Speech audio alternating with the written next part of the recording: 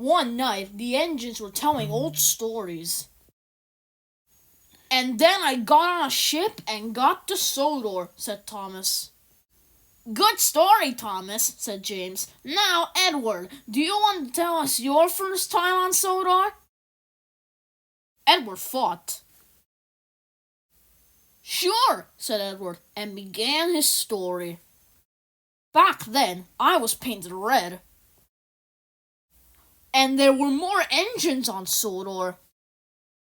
There was a blue tank engine named Howen, a small boxy engine named Neil, another red tender engine with no name, and a black tender engine with a number 1020.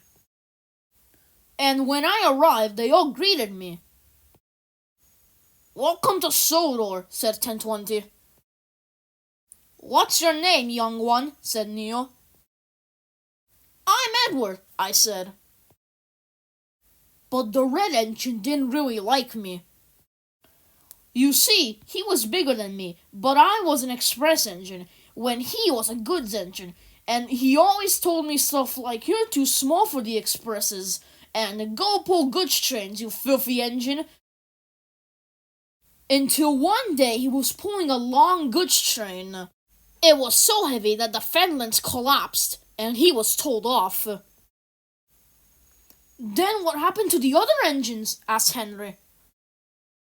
"Well, 1020 was scrapped after a bad accident. Howard and the red engine were taken by their own railway, and Neil was sold to the Cronin's Gate Mining Company, but I don't know what happened to him after." "Wow, Edward, that was a good story," said Percy. "Well, now let's get some sleep," said Thomas. And so the engines went to sleep.